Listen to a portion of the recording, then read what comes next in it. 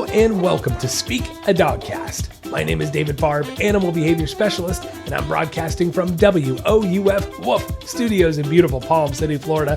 Thank you so much for joining me again today. If you haven't clicked that subscribe or that follow button, do so right now. New episodes come out every Wednesday, and you're going to want to check them out.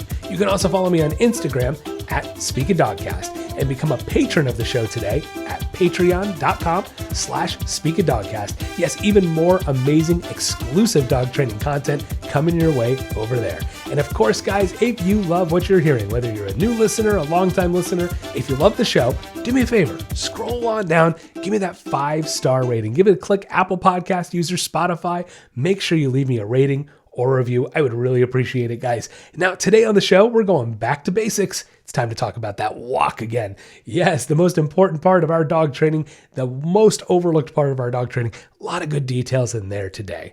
Then comes how to make a confident puppy. We all want it. We want a nice, cool, calm, collected, happy, confident dog. We're going to talk about how to make that happen. Then comes the first pets, followed by the listener Q&A. And if you guys have questions for the listener Q&A, you can email me questions@speakadogcast.com, or feel free to message me on social media. Any dog training, dog information, dog anything, animal anything, bird, cat, you name it, send it on over. I'd love to hear from you. Now, before we get going with the show today, got to give you that trivia question. And today's trivia question is going to be, on average, how long does the process of metamorphosis take for a caterpillar to turn into a butterfly? Yes, on average, how long is that process of metamorphosis for a caterpillar to turn into a butterfly? I'll give you the answer to that question somewhere in today's show, so be sure you stick around, sit, stay, and enjoy the podcast.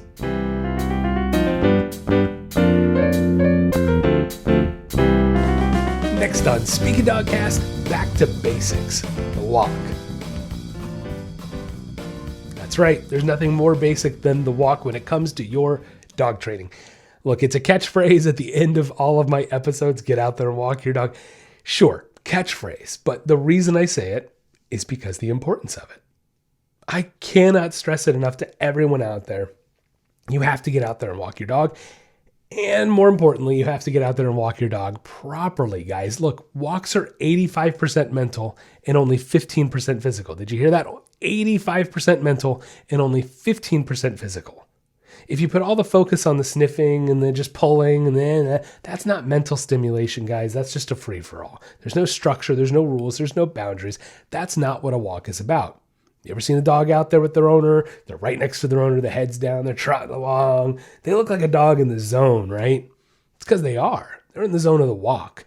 And that's what your dog should look like. I don't care the size of the breed. It doesn't matter, guys. Your dog is capable of walking correctly and walking properly. And the reason why is it's an instinctual, natural, built-in mechanism within their brains. Yes, domesticated wolves. What are wolves? Pack migratory animals. That is why the walk has to be such a large part of your training and a part of your daily routine with your dog. Look, guys, if you don't want to walk your dog every day and you don't want to do it properly, don't get a dog. There's the easy solution. Do yourself and do your dog a favor. Sorry. Oh, David, that's so mean. Is it? I think what's mean is not providing for your dog. And the walk is one of the most basic ways we can provide for them mentally, physically. I think you're the one being mean. David, you're so mean. Yeah, I am. Okay. All right. So I'm over it. Let's move on. So the basics of the walk. Look, it's tough to even say the basics. There's so much that goes into the walk, guys. I could spend 3 hours on a segment on the walk. Honestly, I could spend 3 whole hours just sitting here going on and on and on about it. My first session that I do with clients, the very first session, we spend half that session on dog psychology and all this info and how dogs learn. And then we go and we put it into play on the walk. And then we have to learn about the walk and the leash work and the treats and turning and redirection and all this kind of stuff. And it's a lot of information. It is a lot of information. So there's really no other way to say it, but that there's a lot of information when it comes to the walk. Is it rocket science? No. Is it overly complicated? No. It's just a lot. And you have to change the way you think and the way you do your walk. That's the tough part, putting 20 different new aspects into play, right? And then having to think about those 20 things all at the same time. It's a lot. Okay. Look, the walk, a good walk, a quality walk, is going to start well before you leave your house to go on that walk. It does. Most people don't take enough time to create focus with their dogs at the house, especially puppies. We don't. I watch it all the time. People do not take enough time to actually work and train their dogs at home before they ever go for a walk. Now, here's the thing. If you get a puppy under 16 weeks old, you really shouldn't be taking them for too long or walks or really taking them out too much anyway. So why not take advantage of that time and create an awesome puppy at your house with focus and training and commands? And that's what we did with Riker. I got him at 11 weeks old, and he had to spend a lot of time at the house, of course, in the first few weeks. And he knew by 13, 14 weeks old, he knew, I don't even know how many commands. I mean, crazy. He knew how to focus. He knew how to listen. Those are so important. Those things, right? Listening, focus, commands. Those are very, very, very, very, very important aspects to creating a good walk. So when I tell my clients we have to create a good walk, it starts at the house and it starts with focus. First thing you got to write down, guys, here we go. Checklist. This should be number one on your list. To create a good walk and a happy walk with your dog, you have to create focus at home well before you leave. All right, we've talked about my kissy noise exercise before. In a nutshell, guys, kissy noise. You make that kissy noise, you call your dog's name, you waft the treat in front of their face, and then bring the treat up below your chin, lock the eye contact, and say, good, and give them a treat, right? Kissy noise, call their name, treat up to the chin, lock the eye contact, 2 or 3 seconds, move in, give them a treat, tell them, good boy. Rinse and repeat, okay? If you rinse and repeat that a couple times a day for 2 weeks, you will be shocked how easy it will be to get your dog's focus back. Look, training is all about the ability to guide and direct focus. That's all training is. I don't care what animal, I've worked with a lot of different animals, birds, dogs, cats, everything. And it all comes down to that one tiny thing. Knowing where the animal's focus is and having the ability to guide and direct it. Guys, it sometimes is a matter of life and death with certain animals. Look, when I'm working with an aggressive dog, for example, even just that, I better damn well know where that dog's focus is, because if it's on me and I'm not paying attention, that's how you get bit, one way. If you're in an enclosure with a very dangerous large animal, something like a big cat, with tigers and things like that, the number one rule is never turn your back on them. Number 2 rule is watch those eyes. Okay, know where the focus is. That's the point. Know where the focus is and have the ability to guide and direct it. And the second you lose the ability to guide and direct it, you're in trouble, whether it be dog or tiger, and everything in between. You're in trouble in one way or the other. So you better have control of your dog's focus before you walk out that door. That's where most people lose out. They don't create focus with their dog. And then it's like, well, why aren't they listening? Why are they 8 feet out in front of me? Because you've never told them to do anything else. You have to give them other information to work with, or what are they going to do when you get back out on that walk? The wrong thing again, right? So, you guys got to think about these things. You have to think about creating that focus. That was kind of a fun move. You have to think about creating focus with your dog before you go on the walk. Can't stress it enough. That's one of the best ways to create success on your walk. Without that, there's no hope. Okay. So, again, I could spend 3 hours on this, and I'm going to try to not hone in on too many things too quickly or too much, and it's going to be tough. Okay, the next thing I want to talk about really quick before we move on is your tools, right? Because if we walk outside with the wrong tools, we're probably not going to get the result we're looking for. So first thing I want to talk about is what tools you should use really quick. Martingale collar, 6-foot nylon, regular old leash. Get rid of the runaway leashes, get rid of the harnesses, guys. Just stop. Just stop with it. Just stop. Just stop it. Every time I go, I swear, every time I go out into public, I see these dogs in harnesses, and there's no focus, there's no control. They're pulling their owner over, and at least I don't have a collar on them. What? I guess, sure. Anyway, get rid of that stuff. Martingale collar, 6-foot regular old leash, maybe a nylon leash, a leather leash, something simple, guys. Stop overcomplicating this stuff. Make it easy for you. You're making it harder on yourselves. I don't know why. Stop making it hard on yourselves. Keep it simple and buy basic, simple tools. Martingale collar, 6-foot nylon leash. Now look, we're not going to get too into depth on the martingale collar today, because we're going to talk about corrections. I think next week is where we're going to have that conversation. But I want to at least try to simplify it really quick in a nutshell. A martingale collar is a constricting collar. And the whole purpose of the design is to mimic the way, if you guys have ever seen a slip leash, right? That kind of like, it's just a rope around, slips and loosens. It is just a way to mimic a slip leash works. And the whole point of a slip leash is to mimic the way dogs naturally guide and direct and correct each other. And that is with a nip to the neck, right? And so the purpose of these collars is to not pull and hold them. And that's what most people do. They let their dogs pull and the dogs hold. And they think the dog's choking themselves. First of all, if the dog was truly choking themselves, they wouldn't keep doing it. They would stop breathing. So they wouldn't keep doing it if it truly was choking them out. That's the first thing, okay? The second thing is you should never pull and hold these collars. You shouldn't do it because it can cause damage, enough of it. And, don't do it. Just don't pull it tight. You want to make corrections, guys. Pop corrections. The whole point, you can do it very lightly. It doesn't take much. It's more of a flick of the wrist than anything. But we want to pop correct using these collars. In and out with the collar. A little tension and the tension immediately releases. I'm talking instantly, instantaneously. The second you make that correction is the second you should be releasing the tension. All right?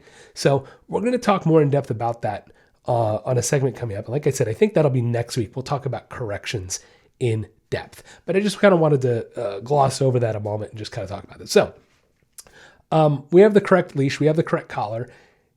Guys, I only need 2 other tools besides poop bags. Poop bags are a tool, but they're not as much. They're not really a training tool, right? You got to bring the poop bags with you too. Please clean up after your dogs. No, we have to have treats in a treat pouch. Yeah, treats in a treat pouch, guys. You got to have it. I don't want to hear this, I put them in my pockets. Guys, you're not going to be able to, I've been doing this a long time. You're not going to be able to get a treat out of your, I could give you 5 reasons why you shouldn't use your pockets, and I'm not going to give them, okay? Stop doing it. Listen to the professional and use the damn treat pouch. I've heard every excuse under the sun of why we can't use a treat. I can't use a treat pouch because of this. Can't use a treat pouch. Yes, you can. Stop it. Put it on. Look super cool like me and rock it, man. Like rock that treat pouch. Come on. All right. Treats in a treat pouch. And really quick, a side note on what kind of treats. Something small, something meaty. If you want to up the treats a little bit for the walk, if you're having trouble with that focus and you really want to use something like a salmon treat or a duck treat, something that's very oily, right? Duck is very, very oily. Salmon's very oily. Something fishy maybe. They love that stinky stuff. That can kind of up the ante sometimes if you need that extra reward out on the walk. So something to think about. But again, guys, to me, those are really the 4 training tools that I need on the walk. I need the proper leash, proper collar, martingale collar, a treat pouch, and a nice small meaty treat. Okay, no crunchy treats. I don't want to make crumbs and the dog gets distracted by it. I want to be able to give them a treat, they eat it, and we move on. All right? So, that's it. Those are the only tools you need for the walk. I don't know why people like to overcomplicate this stuff, as I said before. I just don't understand the need for overcomplicating it. All right, KISS. Keep it simple, stupid. All right, so really, those are all the tools you need, guys. That's it. That's it to make magic happen. That's all you need. And then eventually, you won't need the treat pouch. Okay, I hear, David, I don't want to have the treat. You don't have to have the treat pouch on forever if you do it correctly, but you do need it for a while. You do need to be able to reward a behavior with a form of primary reinforcement, okay? Food is primary, affection is secondary. Simple as that. Food is always going to speak volumes over the affection, and if it doesn't, then there is an imbalance in your dog's life. Not going down that road today. Okay, so... Oh my goodness. Do you see, guys, how much into this segment we are? And we've talked about training tools. We've talked about creating focus at home with the kissy noise exercise. And we haven't even really gotten outside yet, have we? Yeah.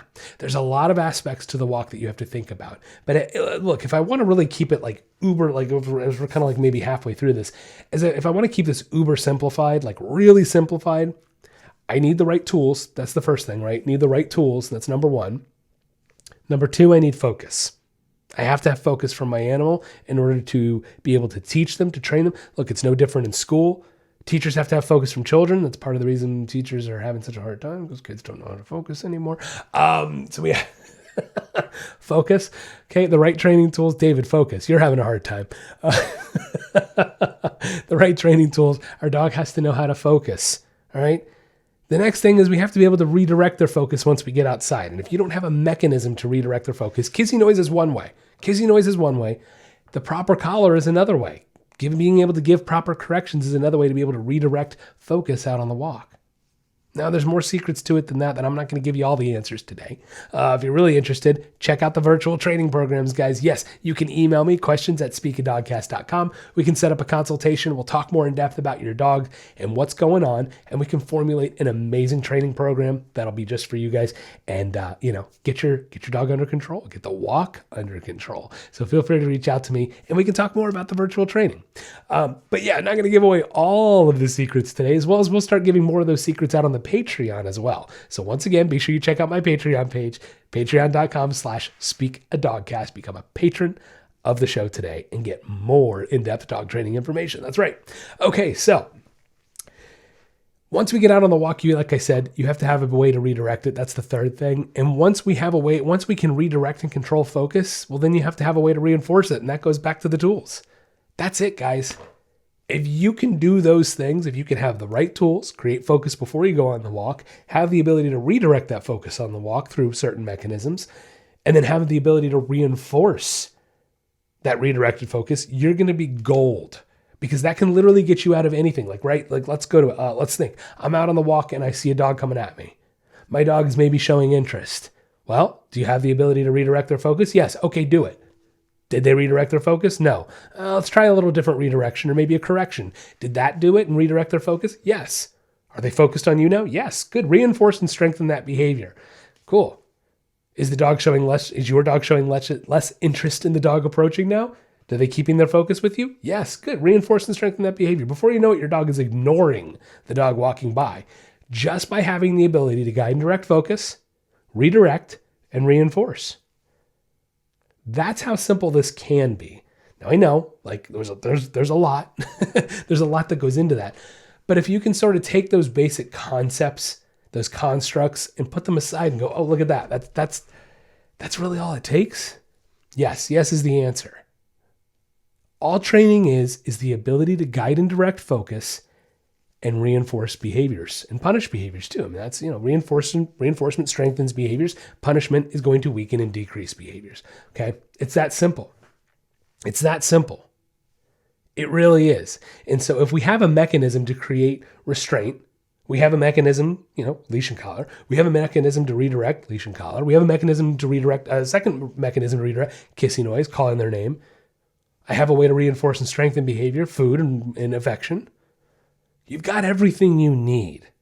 You have everything you need to fix the walk. It's just applying the information in the right way. This is where I sort of go, this is dog psychology equaling algebra. You guys know, and I say this a lot, you know what's on the other side of the equal sign. It's your dog walking beautifully on leash, a nice loose leash, right? There's another thing we want to take away. Make sure your dog has a nice U shape, a nice loose leash, U shape in the leash, okay? That's what you want. That's what you know is on the other side of the equal sign. So how do you get there? You plug and chug, right? That's what algebra is. Solve for y. Well, I know what x is, so it allows me to solve for y. You know what x is now. You got it, right? Redirections, reinforcement, treats, the proper tools. All of those things are the variables that you're probably missing or maybe not applying in the right part of the equation. That's where I see this kind of equates to an algebra equation. It's very basic, very simple, but think about it like that, guys. You know what's on the other side of the equal sign. So fix your variables, or maybe the order the variables are in, either what the variable is, whether not using treats, not enough treats, maybe bribing instead of reinforcing, not using enough corrections. I'm looking at every single one of you out there. We're talking about that next week. That's done deal. I'm putting it in right now. We're talking about corrections next week. So be sure you come back next Wednesday. We'll talk about those corrections some more. Okay.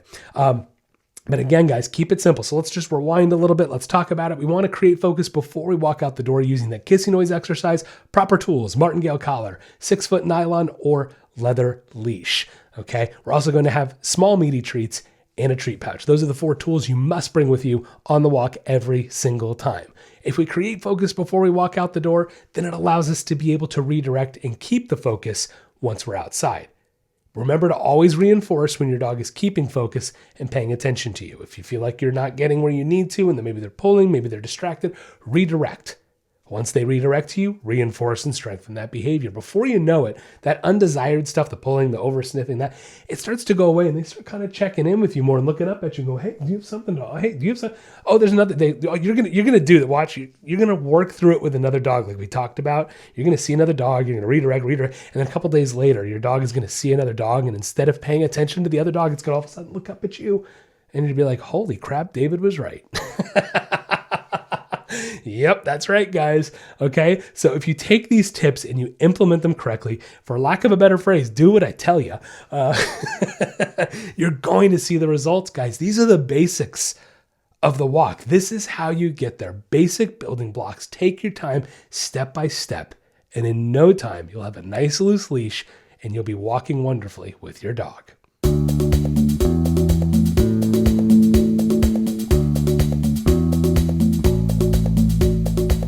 Are you tired of your dog barking all the time? Or maybe you want them to stop jumping on people when they come over? Or does your dog take you for a walk instead of the other way around? Well, we can help.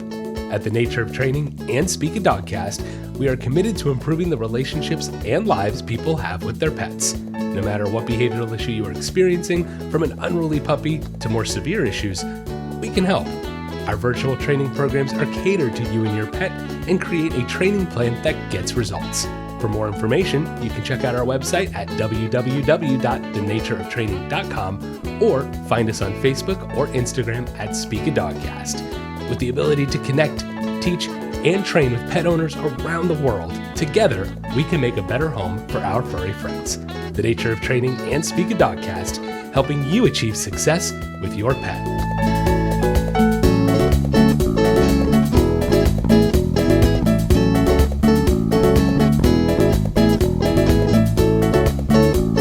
Next on Speak a Dogcast, how to make a confident puppy. So how do you make a confident puppy? Well, you just send them to me for training. No, like there's a lot that goes into it. It's not just one thing that's going to make your puppy super confident. But the biggest thing you can do to make your puppy confident is to start training them from day one. Yes, training your dog can give them confidence. It can make them feel more sure, more certain, and safe for that matter. Look, dogs are wired differently than you or I. They are. They are not wired the same as a human being, because if they were, we would call them human beings and not dogs, and we wouldn't love as much as we do, because I don't know any dog lover that loves humans more than dogs. You get what I'm saying? The reason dogs are awesome is because they are dogs. Okay? So dogs are wired differently. We have to accept that, and not only accept it, but understand it, and then follow the rules of their hierarchy and how they work. And that's the thing. Dogs are, there's one person who's going to call the shots, one dog, one top dog, and you got to be that top dog. And the easiest way to establish that is to establish rules, boundaries, and training. Training your dog is going to make them more confident. Training your puppy is going to make them well adjusted. So there's a lot of things that go into this confidence, right? There's definitely different aspects of it, but it's really, while we're going to talk about the details as well, it really comes down to you as the owner. If you train your dog, if you provide those rules and those boundaries, your dog is going to be happier and healthier. How much happy? We're not getting into that debate. But the point is, guys, that's how you make a confident dog. You be their leader, not their ruler, but their leader. Okay. So what training am I talking about? Very basic stuff here. How about let's start with something simple. Sitting and staying before they come out of the crate. If we I always say the crate is sort of, with a puppy, it's setting the tone. However you let them out of that crate is setting the tone for how the day is going to go, how your interactions are going to go, and how your relationship is going to go. If your dog paws at that crate and goes nuts and woof, woof, woof, and whines and paces and you just open the door and boom, out they go, you have given them zero information to work with except one piece of info. Act like a lunatic, don't focus on me, and you get whatever you want. Yep. So that's where it begins. I don't care if it's a 10-week, 11-week-old dog, guys. They're perfectly capable of sitting still and being calm in their crate. And you have to wait them out. Sometimes it's a matter of waiting them out. If they already know a sit, you can ask for a sit. Stay, get them to calm down a little bit, okay? But something as simple as slowing down the crate. And you can just, well, David, how do I do that? Well, start to open the crate. And if they try to bolt out, shut the crate. Open it 1 inch. And if they try to put their paw out, you shut it. I hold my hand on the crate and I wait. And they whine and they freak out. And then they just ignore them. They'll give up. They'll sit down. Once they do, I try to open the crate again. If they get crazy, guess what? Crate door closes. It's called time and patience, guys. That's how you do it. Okay? Time and patience. That's really what it comes down to. And that's what's going to be reinforced. Like, you got to raise your expectations of what your puppy is capable of. And so something as simple as getting them to calm down when you let them out of the crate, that's huge. That's huge. It gives them security of knowing, I just relax and I get something. This guy's going to call he'll give me something good if I just chill here. Reinforcing that kind of behavior is so much better than just this free-for-all. And again, if I just set the tone of do whatever you want, what do you think is going to happen once we're outside there? Do you think you're going to be able to get control of that? No. Second exercise we're going to do, feeding time. Having control over feeding time, getting a sit and a stay, and being able to put that food bowl down and not have them just bolt over to it. Not have them knocking it out of your hand because they're jumping up on you as you're trying to put the... No, control. Okay? We can leash up our dogs. I can even do it in one part, right? I can hear, well, David, I live alone. How do I get him to stay? Leash him up and step on the leash and keep it short. I put the bowl in front of him where he can't reach it. It's that simple. He has to wait and relax. Same thing as the crate. He relaxes, I release him, and he gets to get his food. Start creating these control mechanisms early on in their life, guys, and your dog is going to start looking at you for everything. Guidance, anything. So this is how we create a confident puppy. Is by showing them you have information to offer and it's good information and you're a leader to them. Look, guys, like I said, they're a hierarchy, right? So the problem is if you don't establish yourself as this leader, your dog is going to constantly trying to be battling you. It's going to constantly be battling you for that leadership position if you don't establish it. And this is where we get behavioral problems, okay? It starts early on where this dog doesn't understand who's calling the shots, and it thinks it needs to try to act out in order to find that place as the, it doesn't work so well, does it? It's really because people just don't have expectations for their puppies. Like I said from the very beginning, you got to have expectations for your puppies that are higher than what you think they're capable of, and then you get them to do it just by holding a crate shut and not giving them their food until they relax. Okay. Now that's the first side of it. Right? Second thing I want to say is don't baby your puppies, guys. Like, don't get me wrong. Like, I want you to snuggle with them. I want you to play with them. I want you to boo on them. Like, sure. But does it need to be constant? No. Does your puppy need to be held and walked around everywhere? No. You want a surefire way to take your dog's confidence away? Carry it around like it's an accessory. That is guaranteed to kill your puppy's confidence. I can promise you that. Really quick, I want to talk about just something. A lot of times with these puppies or small dogs, right? People start lifting them up and holding them all the time, and the dog starts at other people. That people think that's overconfidence, and while kind of it is, in fact, it's underconfidence. I just want to, we're not going to get into the details of that today, but really quick, look, I'll breeze over it. Fight and flight, right? Fight is, I want you to go away. Flight is, I'm running away. Either one is what we call an avoidance behavior, right? It's an avoidance behavior. And so they're trying to avoid, and it's sort of a lack of confidence. I'm unsure of you, so I'm going to tell you, I'm going to bite you before you bite me. See, lack of confidence. That's insecurity. Just like people who walk around like this and have to always put on the front, what you looking at, man? Lack of security in themselves. All right. So, anyway, getting back to it. Don't coddle your puppies too much, guys. Just don't. There is a such thing as too much of a good thing. You know what I mean? Too much of a good thing. Think about that, all right? No more needs to be said. Don't over coddle your dogs. Another great way that we can build confidence in our puppies is to let them have experiences. Take them out into the world, guys. If your dog only ever experiences, going to the vet, coming home and walks around the neighborhood and the house and that's it, it's not going to go very well. Your dog needs to be well socialized, not just with other dogs, not just with people, but in environments. Now, of course, disclaimer, make sure your puppy has had all their shots before you take them out into the world. You got to be careful what you expose them to. Parvovirus is no joke, guys. That's the one it's just terrifying with puppies. It's scary. It can kill a puppy like that. It's not good stuff. So please make sure your dogs are fully vaccinated before you take them out and expose them to too many things. But if your dog has hit that age where they've had all their vaccines, now's the time, guys. Get them into the world and start exposing them to anything and everything you possibly can. Does that mean you should take your dog into the grocery store? No. Does that mean your dog needs to come to the movie theater with you? No. I'm seeing dogs in too many public places, guys. Like, I'm an advocate for bringing your dogs out into public, but for crying out loud, there's a line. Okay, like the grocery store, it's a health thing. God, when I see people putting their little dogs in the shopping carts, it makes me crazy. Do you know your dog's butt is rubbing all over where people's food goes? Like, ew.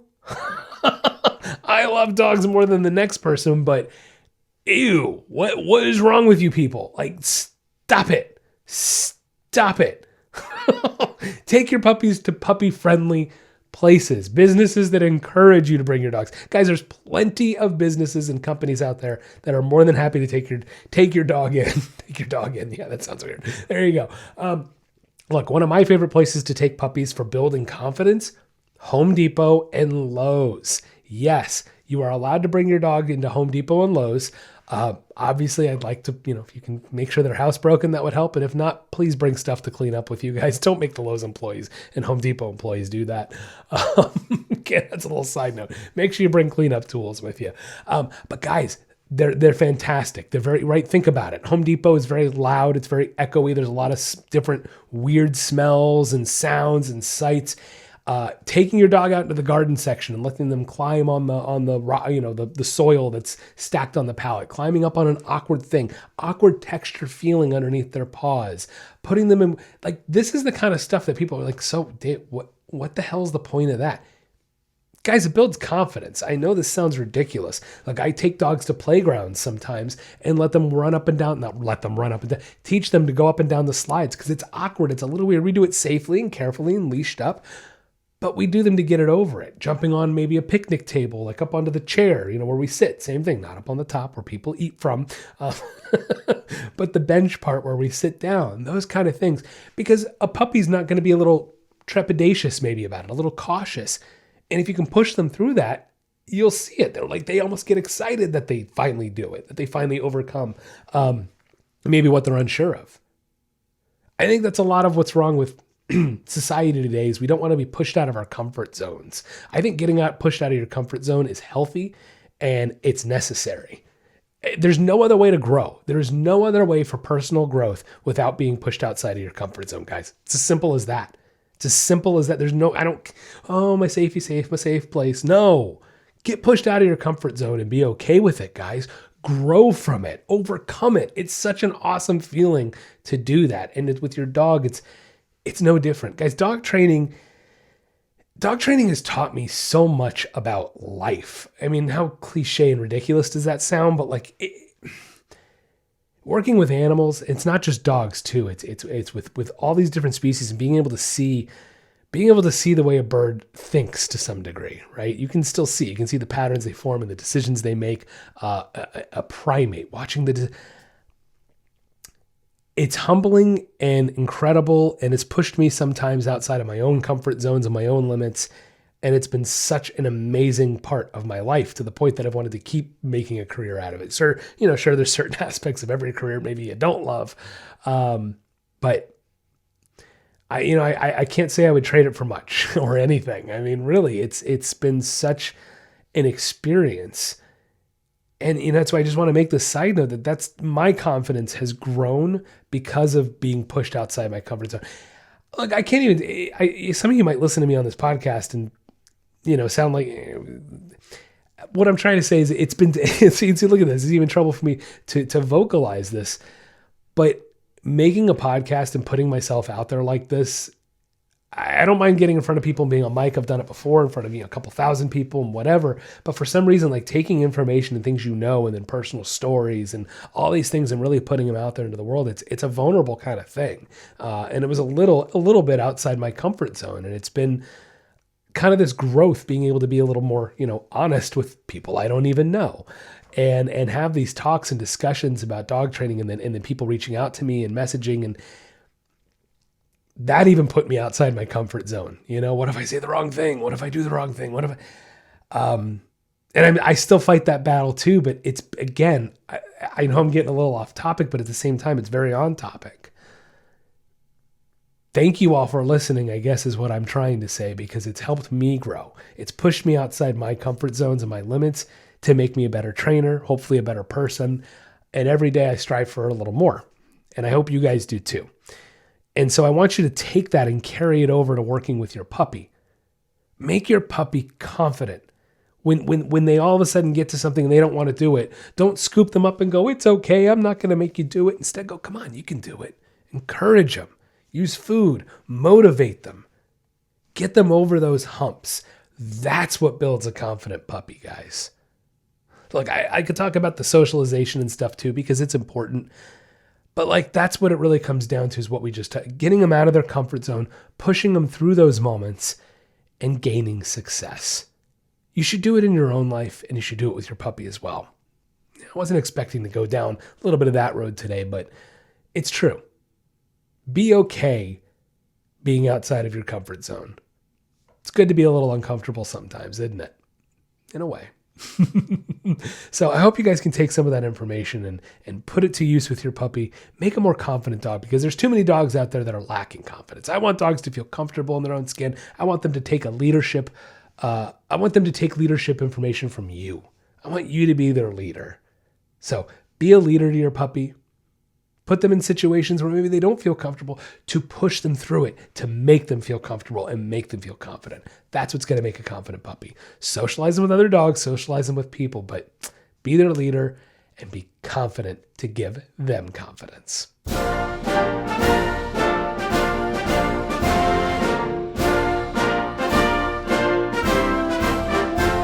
Next on Speaky Dogcast, it's the First Pets.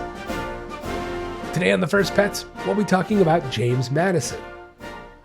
Now, James Madison, he was the 4th president of the United States, serving from 1809 to 1817. A prominent figure in American history, Madison helped to mold a new nation by helping to draft the Constitution. He was the author of the Bill of Rights, and he was a co-founder of the Democratic Republican Party alongside Thomas Jefferson.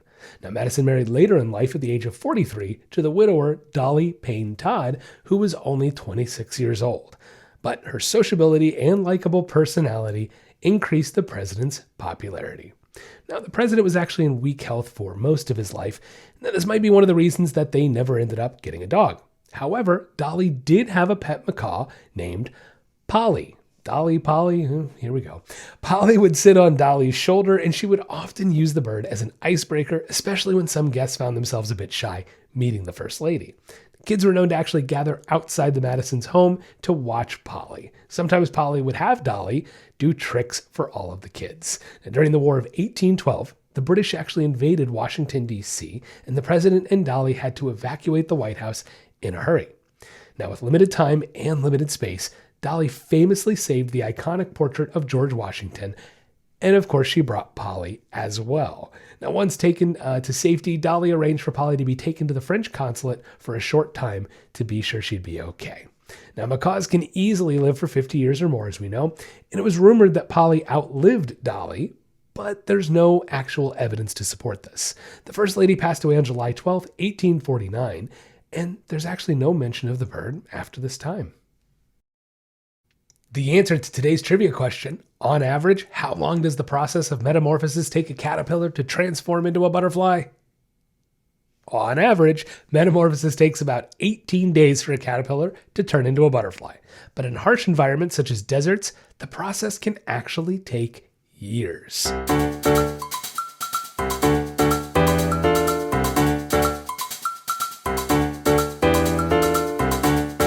Next on Speak a Dogcast, it's the listener Q&A. The first question today comes from Sam from Colorado Springs, Colorado.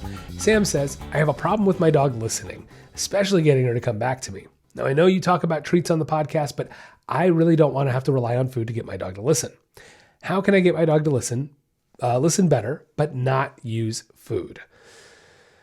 Okay, so look, Sam, thank you for the question, but you may not like my answer today. I'm just going to be honest. You should be using food. It's that simple. You really should. It's not something you have to rely on forever if you use it correctly, but it is something that you should be utilizing. I'm the first to admit I didn't used to use treats. I used to be very anti-treat many years ago when I first started my business. And the whole reason I'm not anymore is because, well, I have a better understanding of what a treat is. Look, maybe you need to go back, I'll be honest, just go back and listen to some of my segments on positive reinforcement, negative reinforcement, all that kind of stuff, food motivation. There's a lot of great segments out there for you to check out on this subject because it comes down to this. It's this simple. If I have two ways to reinforce an animal, why would I use one? An animal is going to learn, theoretically, right, twice as fast if I can reinforce something twice as much. Like that's the most basic way to look at it because that's what it is, I get it. I get why you don't want to have to use food. I totally understand because I've been there. But here's the thing. Too many people use food as a bribe, and that's why you're feeling that way. And I hear you, I don't want to use food as a bribe. And there's a huge difference between using food as a bribe and using food as a form of reinforcement. Reinforcement has to come after the fact.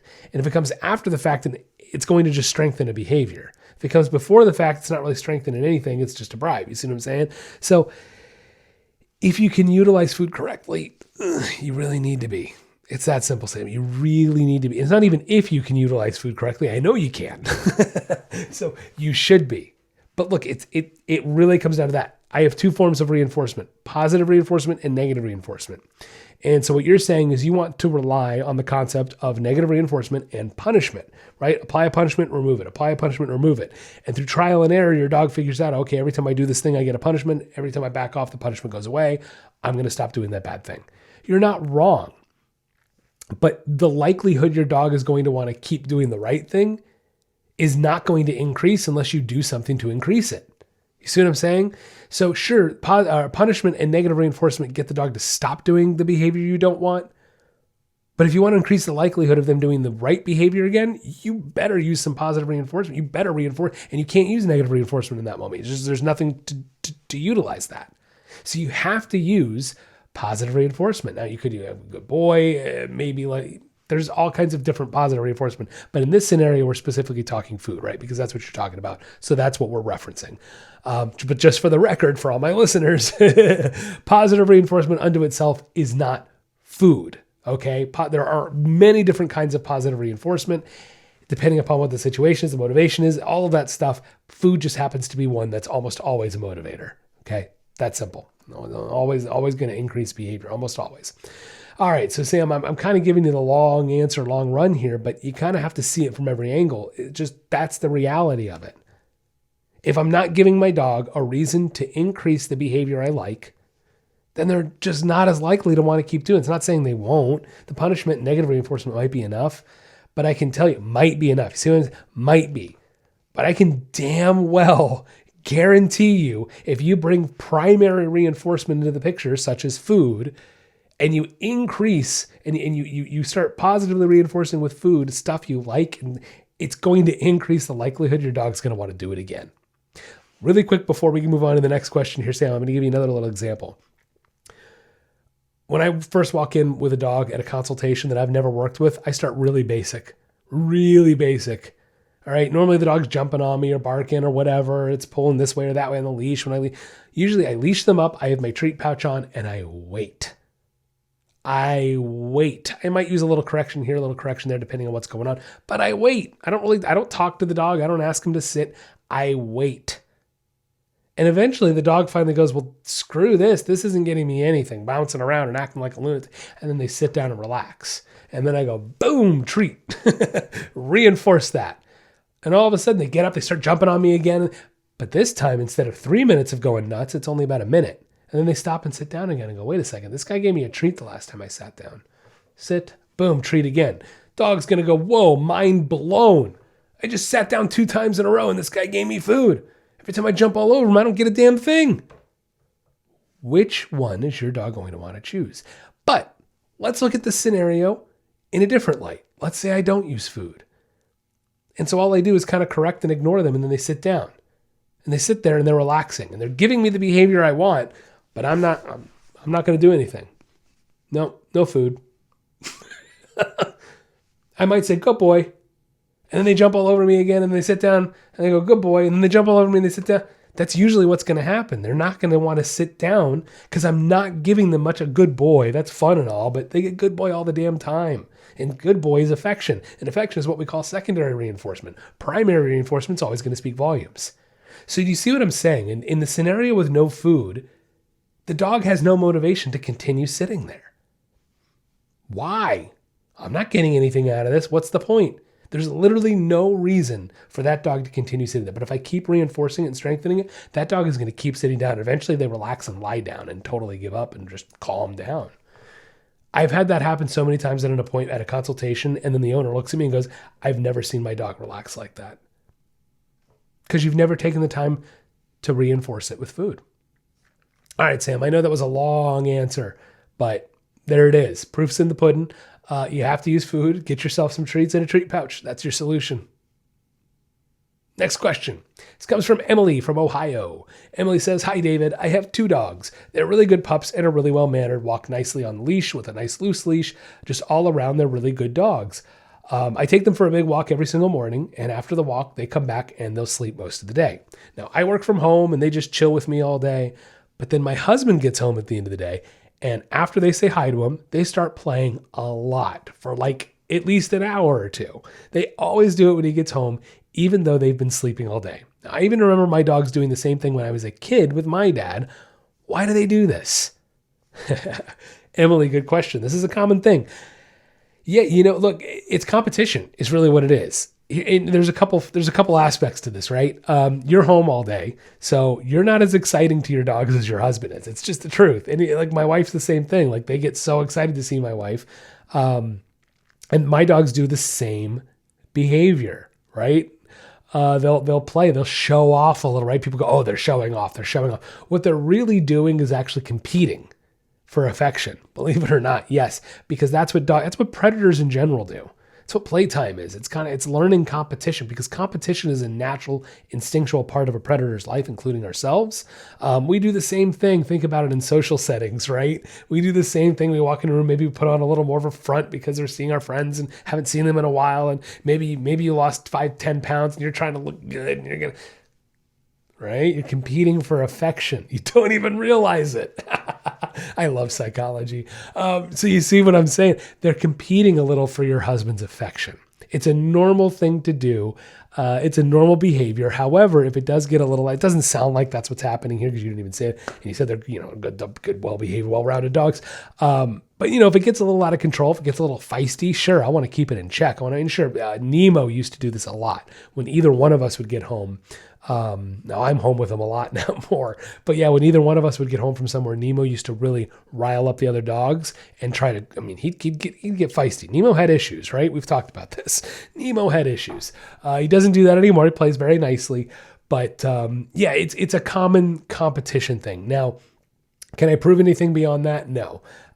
Is it jealousy? No, it's not jealousy. Jealousy takes self-awareness, guys. It does. So it can't be jealousy. Therefore, it's competition. It's a predatory instinct. And really, when it comes down to it, guys, that's survival. Like when you think about it, competition is survival in the animal world, in the animal kingdom, even something as a domesticated animal, such as a dog. So yes, it's a instinctual competition, competitiveness, and the fact that your husband tends to be more exciting to see because they get to see you all day. It stinks, but that's how it is. So there you go. Hope that answers your question, Emily. Thanks for the question, and thanks for listening.